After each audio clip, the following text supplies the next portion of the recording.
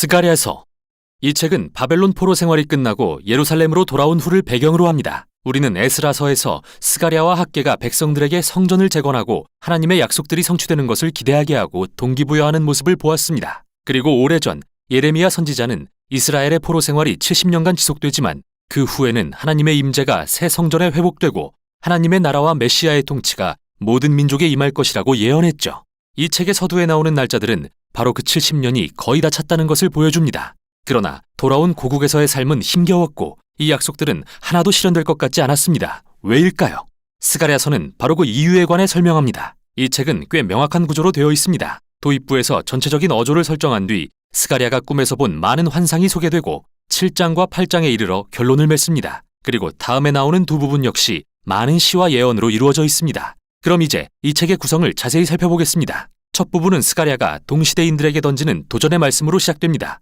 하나님께로 돌아오라. 너희 조상들을 본받지 말라. 그들은 반역하여 이전 선지자들의 말을 듣지 않아 결국 포로가 되지 않았느냐. 그러자 귀환한 포로들은 스가랴의 말에 귀 기울이면서 회개하고 하나님 앞에 겸손히 나아갑니다. 아니, 그렇게 보입니다. 다음의 긴 부분은 스가랴가 밤중에 본 8개의 환상으로 구성되어 있습니다. 미리 말하지만 이 환상들은 매우 기괴하고 이상한 모습으로 가득 차 있습니다. 여러분의 꿈처럼 말이죠.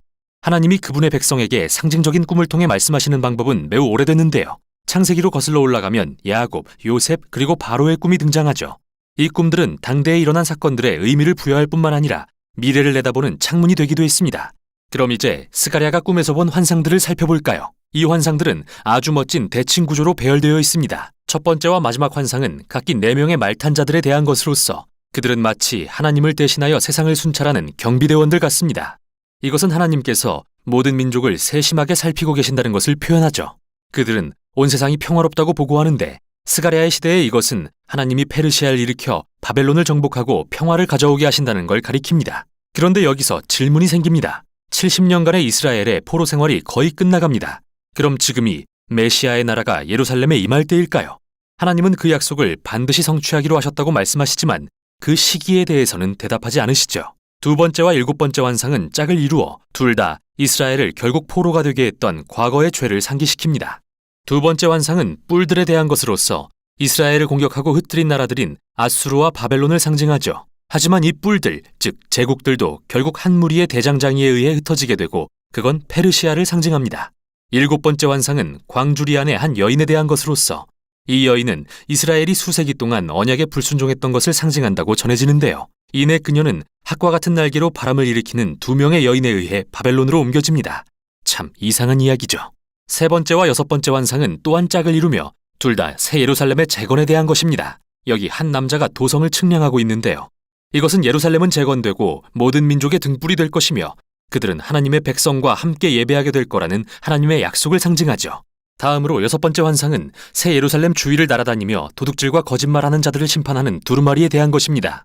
이것은 새 예루살렘이 하나님의 말씀으로 인해 죄로부터 정결케 된 장소가 될 것을 의미합니다. 네 번째와 5번째 환상은 전체 환상 가운데 중심이 되는 부분인데요. 귀환한 포로 중 핵심적인 2명의 지도자, 즉 대제사장 여호수아와 다윗 왕의 자손인 스룹바벨에 대한 것입니다. 여기서 여호수아는 더러운 옷을 입음으로써 상징적으로 이스라엘의 죄를 뒤집어 쓰고 있습니다. 그러나 곧 더러운 옷은 벗겨지고 새 옷과 새 두건이 주어지는데 이것은 하나님의 은혜와 용서를 상징하죠. 그러고 나서 천사는 여호수아에게 만일 그가 하나님께 신실하면 그분의 백성을 다스릴 것이며 그가 미래의 메시아 왕의 상징이 될 것이라고 말합니다. 또 다른 환상은 정교한 순금 등잔에 기름을 공급하는 2 올리브 나무에 대한 것인데 등잔은 그분의 백성을 감찰하시는 하나님의 눈을 상징합니다. 그리고 이 2 그루의 나무는 2 기름 부음 받은 지도자 여호수아와 스룹바벨을 상징합니다. 앞장서 성전 재건을 이끄는 자들이죠. 하나님은 성전 재건의 성공은 정치적 책략의 결과로 주어지는 게 아니라고 하시며 이들 2 지도자는 반드시 역사하시는 하나님의 영에 의지해야만 한다고 말씀하십니다. 1년의 환상이 끝나갈 때 스가랴에게 추가로 환상 하나가 더 주어집니다. 그 주제는 중심이 되는 4번째와 5번째 환상에서 이어지는 것으로서 다시 대제사장 여호수아에게 왕관이 씌워지고 그는 미래의 메시아 왕에 대한 상징이자 하나님 나라의 제사장이 될 자로 표현되죠. 그러고 나서 스가랴는 이 모든 환상의 성취는 오직 이 세대가 하나님께 신실하고 언약의 규례에 순종할 때에만 가능하다고 말하며 이 부분을 마무리합니다. 이 3개의 환상들이 함께 강조하는 것은 메시아의 나라는 오직 그분의 백성이 하나님께 신실할 때에만 도래한다는 것입니다. 이제 그의 환상들이 결론에 이를 때 스가랴는 또 다른 도전을 제시합니다. 지난 70여 년간 무너진 옛 성전을 애통해하던 한 무리의 이스라엘 사람들이 와서 그에게 묻기를 이제 슬퍼하기를 멈춰도 되나요? 하나님의 나라가 곧 임하는 게 아닌가요? 이에 스가랴는 다시 한번 그들의 조상들이 선지자들을 통한 하나님의 부르심을 거역하고 결국 포로가 되었던 일을 상기시키며 그들에게도 도전합니다. 이 세대가 오직 정의와 평화를 추구하고 언약에 신실할 때에만 메시아의 나라를 볼 것이라고 말합니다. 즉 스가랴는 그들의 질문을 뒤바꾸어 너희는 하나님 나라를 상속받고 그분의 나라에 참여할 준비가 된 그런 백성이 될 것이냐 라고 묻습니다. 그리고 이 질문에 대한 백성들의 답은 알 수 없는 채로 이 책은 다음 부분으로 이동하죠.